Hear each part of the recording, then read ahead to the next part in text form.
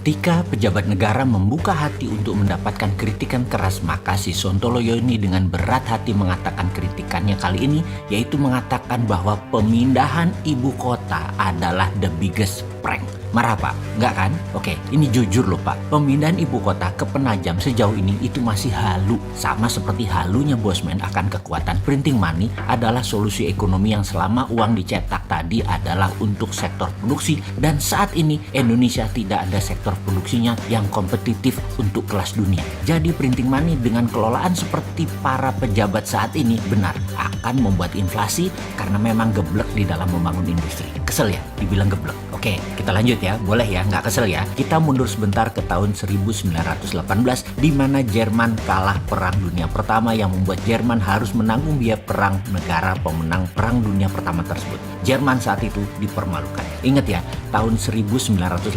Lalu tahun 1936 Jerman mulai melakukan ekspansi militer, mulai menaklukkan banyak negara Eropa. Berapa tahun itu selisihnya? Tidak sampai 20 tahun. Kok bisa negara kalah perang rata tanah dalam waktu kurang dari 20 tahun menjadi mempunyai kekuatan mengerikan tingkat dunia? Apa Jerman membangun dari neraca perdagangan yang surplus lalu duit lebihnya buat membangun? Ya enggak lah. Ekonom cemen bingung kalau ditanya bagaimana Jerman membangun kurang dari 20 tahun bisa membangun kekuatan besar dan menaklukkan banyak negara Eropa.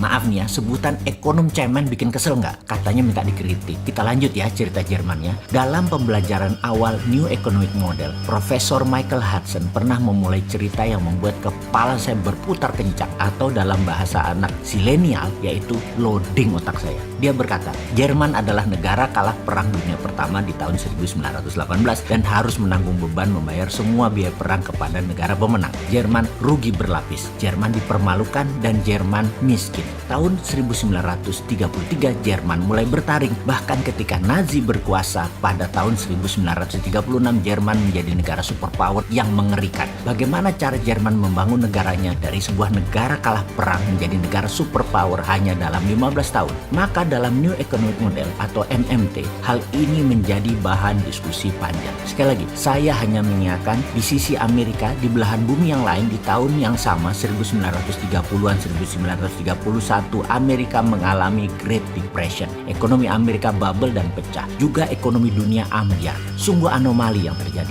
Jerman naik lagi ekonominya sementara Amerika dan negara sisa dunia terpuruk. Kita semua tahu sejarah itu ditulis oleh pemenang. Jadi pelajaran di dunia saat ini ditulis oleh negara pemenang. Yang kebetulan saja polisi dunianya yang menang pada Perang Dunia Kedua adalah Amerika. Jadi teori-teori Amerika lah yang menjadi bahan pada dunia akademisi. Tenggelamlah teori Jerman yang membangun negara mereka hanya dalam 15 tahun. Beruntunglah ada manusia seperti Michael Hudson, Stephanie Kelton, Warren Mosler yang menjadikan pencetus New Economic Model, bapaknya MMT, yang diadop dari strategi Jerman dan Jepang, yang dipraktekkan oleh Amerika tahun 1971 dan oleh Tiongkok sejak 1989.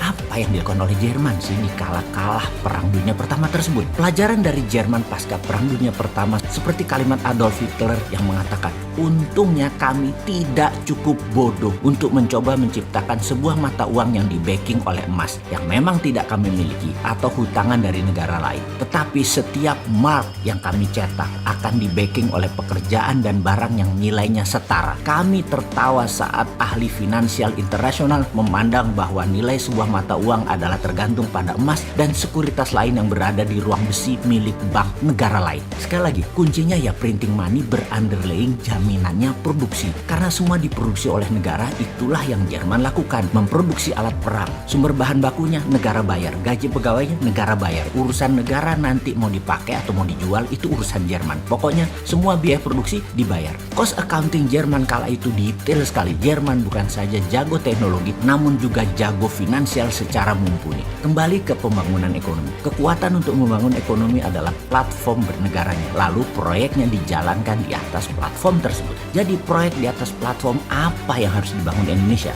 Terserah, mau meniru Jerman boleh, mau meniru Cina boleh.